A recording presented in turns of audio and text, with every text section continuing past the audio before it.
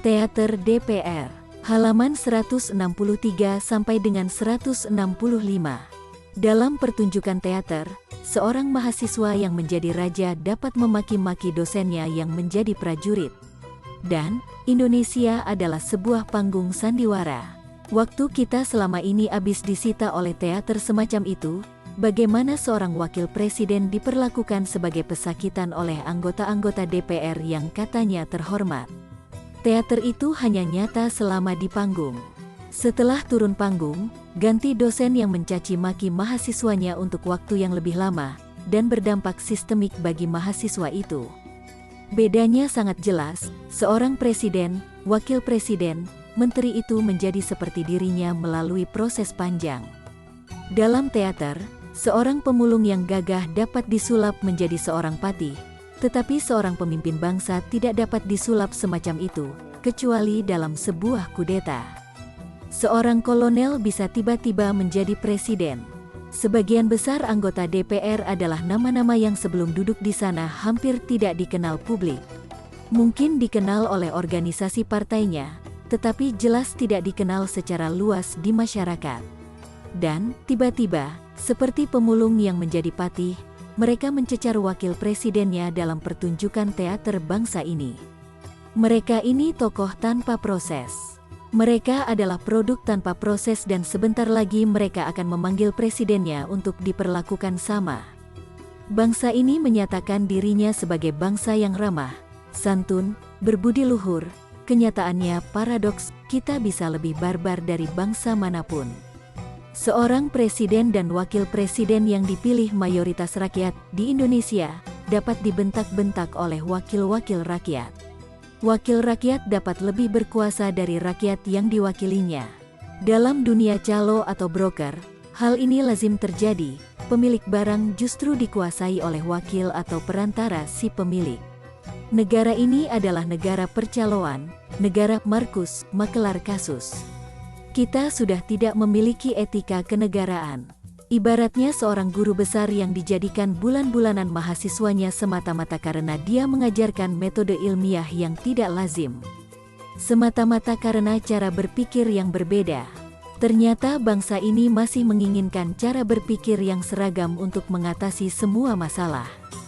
Karya ilmiah yang salah hanya dapat diadili dengan karya ilmiah yang lain dan bukan dengan menganiaya profesornya. Bangsa dan negara yang usianya hampir 70 tahun ini belum menemukan jati dirinya yang stabil. Kalah dengan Vietnam yang baru merdeka 30 tahun yang lalu karena mereka lebih stabil jati dirinya, sosialisme. Budaya bernegara telah mereka capai sejak berdirinya. Rakyat telah paham negara dan bangsa semacam apa yang akan mereka hidupi. Indonesia adalah pendulum ideologi negara. Sejak tahun 1950, kita menganut sistem pemerintahan demokrasi parlementer. Presiden dan wakil presiden cuma simbol negara, mirip raja-raja Eropa. Eksekutif dijalankan Perdana Menteri yang ditunjuk simbol negara. Periode tahun 1950 sampai tahun 1959 memang DPR begitu besar kekuasaannya sehingga mampu mengimpeach Perdana Menteri. Itulah sebabnya, hampir 2 tahun sekali kita ganti pemerintahan. Gajah bertempur dengan gajah dan rakyat terinjak-injak di bawahnya. Kekacauan pemahaman, mengalami zaman yang tidak nyaman ini. Maka sejak tahun 1959, presiden yang berkuasa, bahkan dinamakan demokrasi terpimpin yang berlangsung sampai zaman Presiden Soeharto.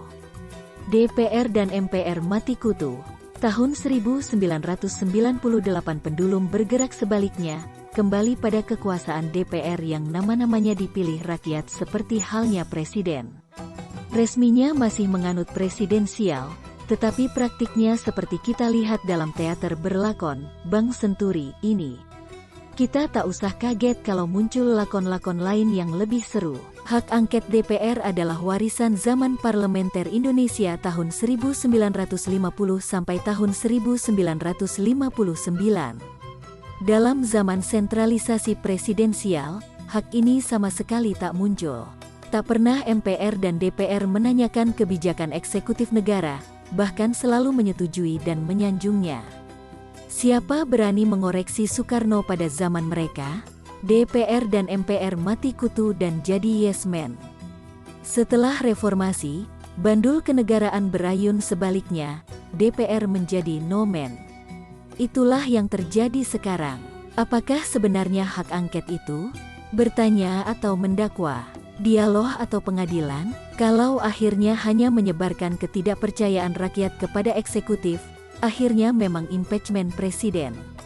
Ini amat berbahaya melebihi bahaya zaman parlementer.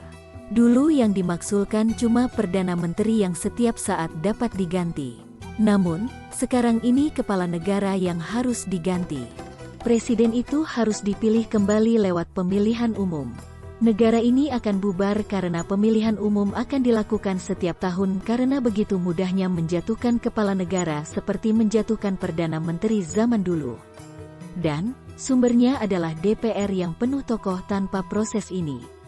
Angket memang menanyakan kebijaksanaan eksekutif yang dianalisis dapat membahayakan bangsa dan negara. Apakah hak angket juga meliputi kebijaksanaan keliru yang sudah dilakukan? Apakah ini bukan wewenang yudikatif? DPR adalah pengadilan pre factum, sedangkan yudikatif pengadilan post factum. Kekacauan pengertian hak angket dapat menjalar kemana-mana akibat juga mengurusi dosa masa lalu person eksekutif. Indonesia bukan negara teater, Indonesia negara dan bangsa beneran. Dibunuh di atas panggung itu sangat berbeda dengan dibunuh di luar panggung. Memaki di atas panggung bisa berbeda sekali dengan memaki di luar panggung. Jadi, mana panggung mana realitas?